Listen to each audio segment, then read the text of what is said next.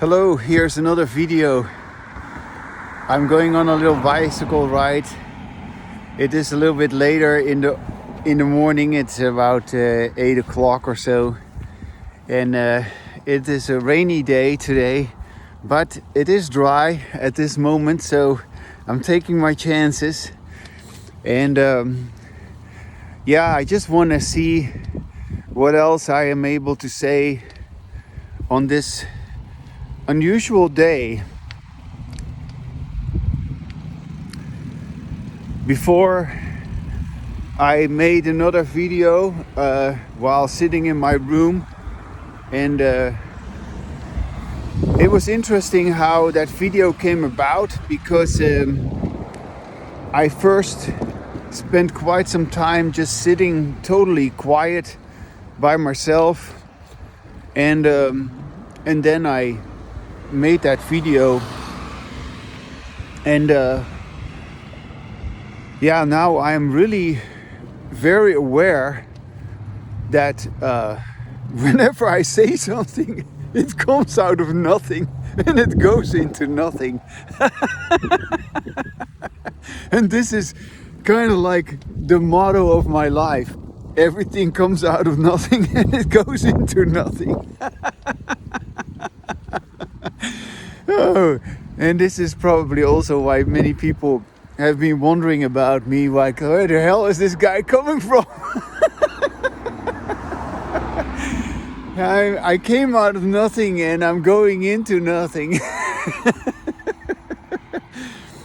And it's not a belief, but I'm quite certain that the same is true for you. You just cannot admit it with your language. But I can, and that is why I make these videos. Oh my gosh.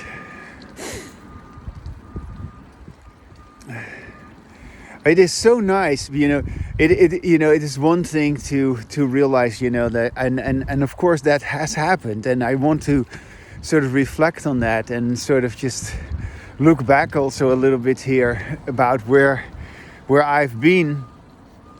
That, when you discover your embodied language, you realize, like, wow, you realize that language can make you quiet, right?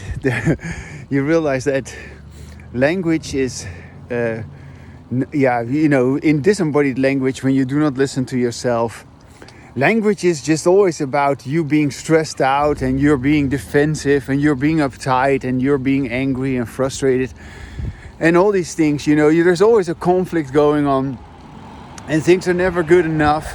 You're always searching for something, or trying to improve something, trying to achieve something. You're never really where you want to be. And so when you realize that you can listen to yourself, and you begin to experiment in the beginning the difference between your disembodied language, your usual way of talking, and your embodied language, you kind of go like, oh, what a great relief to have embodied language. Oh, it's so nice. I can finally be quiet. I can finally have language that makes me feel at ease, and language that can totally relax me, and that makes me feel happy and energized, and language also which makes sense to me, right? Language which makes me understand and gives me self-knowledge, and all of that is of course beautiful. But that's all kind of like what happens after you have used your language. It's kind of like the result of your embodied language. Yeah, these results are obviously very good, and always good, always pleasant, always desirable, so to speak.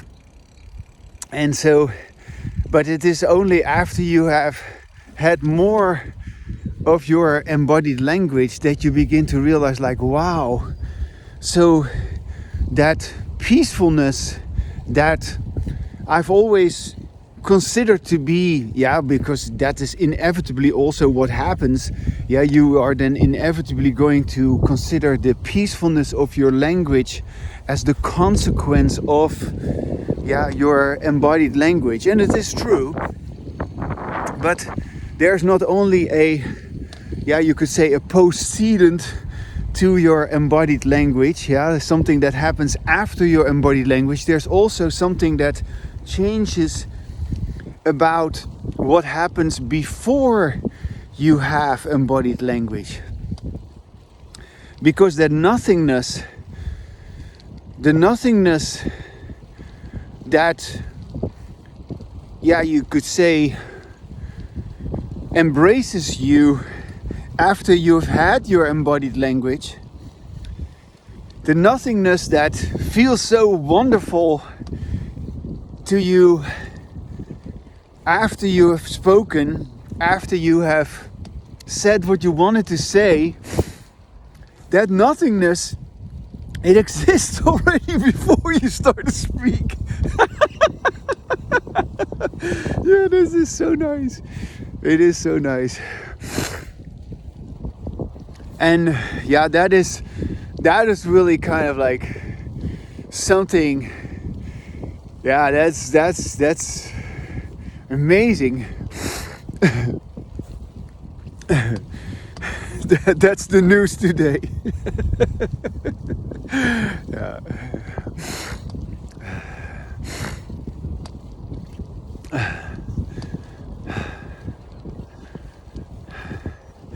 Well, it's not too rainy today. I don't believe it is going to rain.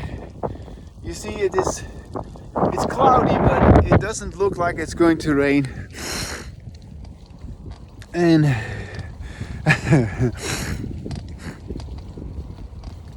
and I do not know if I have more to say, if I will continue recording more of my exploration.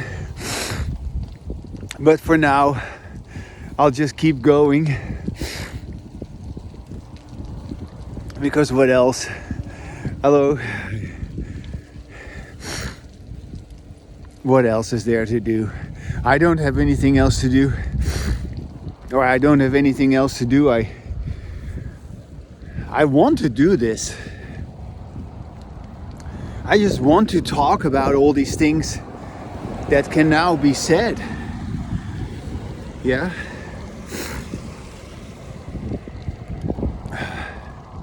And it's not just that I say them or that I have,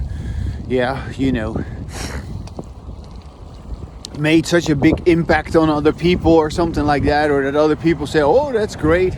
No, it's really how it affects me and how I am myself so happy about this. And so, I feel fortunate. I feel grateful also that all of this is happening now on Valentine's Day, by the way. And believe it or not, today I was supposed to work, but I got a text yesterday that my work was cancelled for today because they had enough people and they didn't need me. So I will celebrate Valentine's Day today with my wife Bonnie, and so that's what we'll do. And Bonnie's gonna cut my hair in a little while when I come back, and we're just gonna spend the day together. And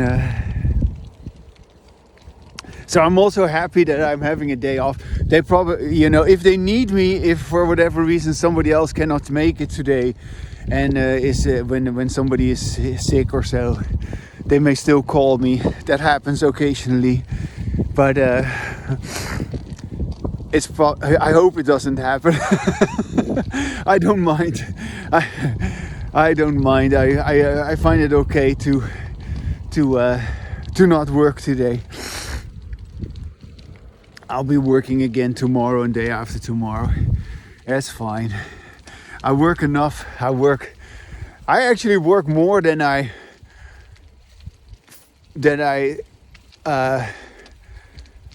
was intending to. because I was intending to have this job and only work maybe 3 days a week, and I end up working 5 days a week most of the time. But it's all good, you know. It's income and it makes life easy for us. I just lost a crown on my molar in the back of my on this side. On the bottom side, it suddenly fell out, and I went back to the dentist last Wednesday, and he briefly sort of glued it back in there again temporarily, because he has to make a new crown. Anyways, and that costs money. So I'm glad that I have the kind of money to repair my tooth again.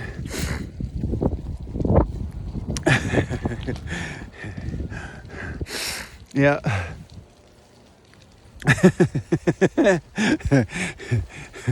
I'm as happy with my new tooth as I am with my new shoes. I'm always happy to have anything new, you know. It's amazing how childish I actually am, because I'm just happy with normal things, I guess.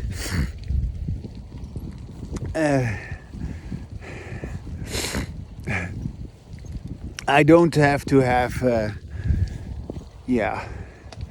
things that many other people want to have. It's funny. I recall, you know, just also looking back from when I was younger, I often felt very dissatisfied or very unhappy. Hello. So I can walk. I felt as if I was not getting what I wanted, because I compared myself, of course, with other people, and it felt as if they had things which I also should be having.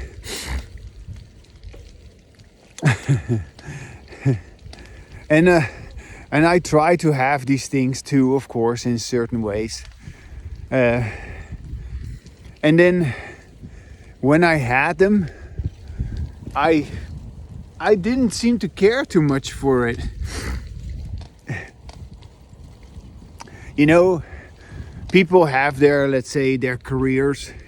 People have their ambitions, and people have their, what is it? Their,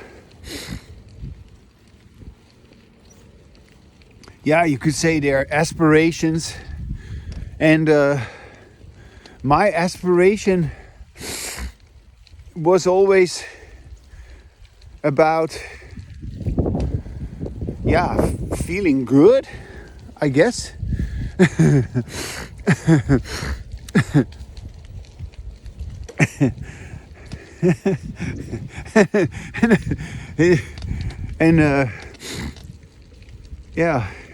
And I've always felt good about what I did. I've always, even though, you know, there have been times, of course, when I felt troubled about what I did, but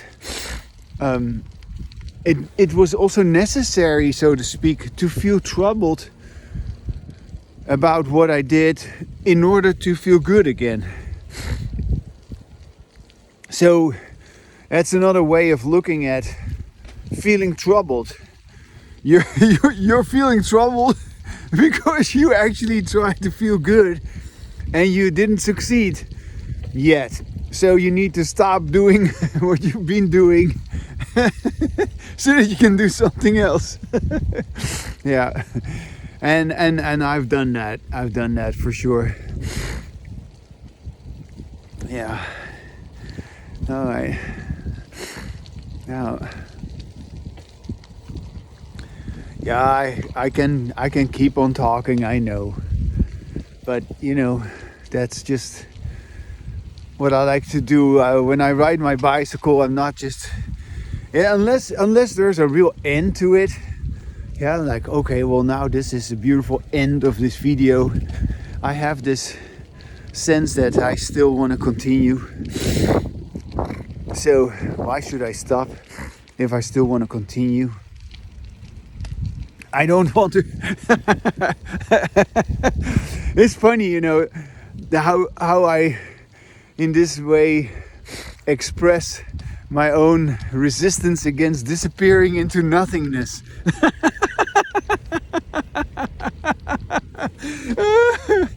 I keep on talking, I keep on having language. I'm here.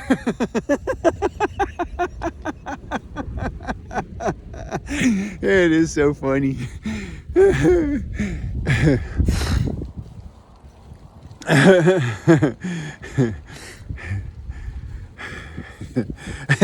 and this is really peculiar. This is really peculiar. I'm gonna stand still for a second because this is really something that I want to say to end today's video. Now that I've just said what I just said, I feel that is the end of today's video. Isn't that something?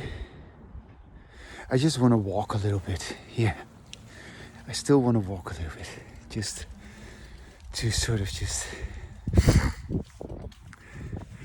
It's so wonderful that I am here also at this moment. I am at this big field. You see that behind me? There's this big field. And I can just walk here.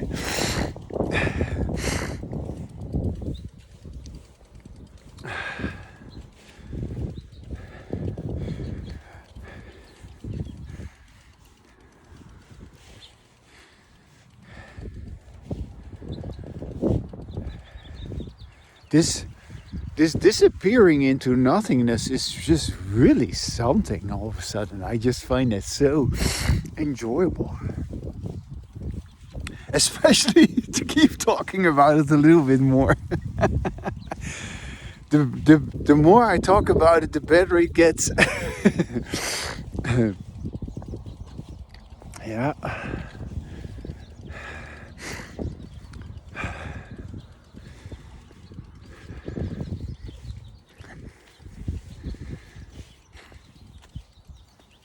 The other day, I had also a laugh at myself when I spoke to myself and I said, well, then you should stop staring at yourself. But now I don't have that feeling at all.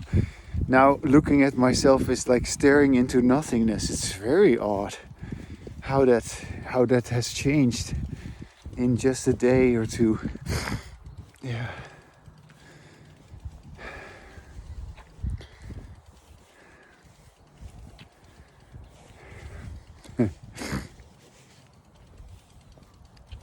Yeah, it also reminds me. It reminds me of when I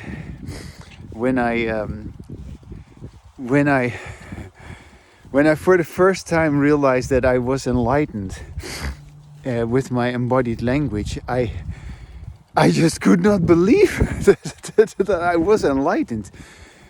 It was so odd because it seemed like. I was wondering, like, how can it be? I said to myself, I said it out loud. I said, how can it be that a person so troubled like me can be enlightened? And then I was just like right now, I was just giggling and I was just saying to myself, well, that's a prerequisite. You cannot be enlightened unless you experience all that, and unless you acknowledge all that, and unless you express all that, and let yourself know about who you really are.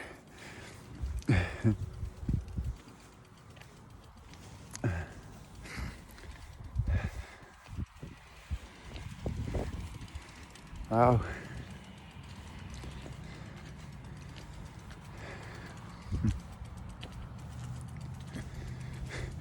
I remember also that when I was having my first experience of enlightenment, I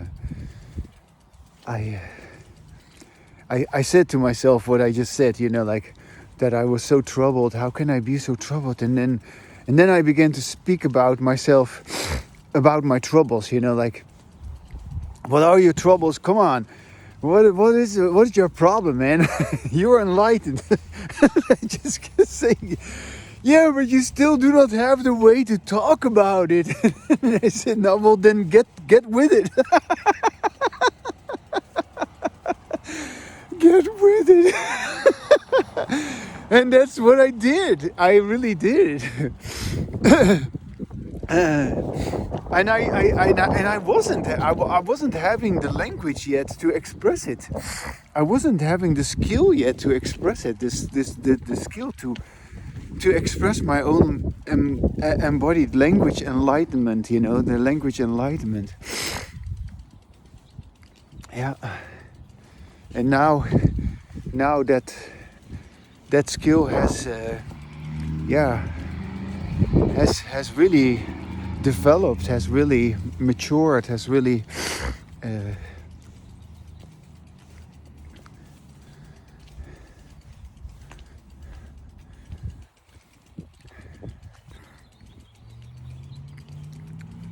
that skill has become second nature, so to speak. And it had to be. Yeah.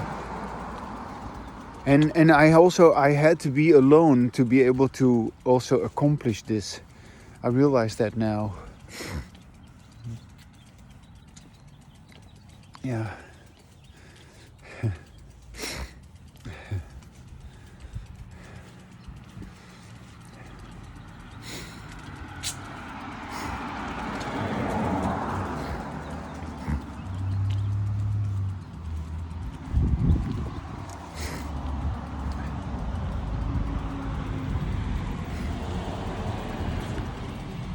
All right.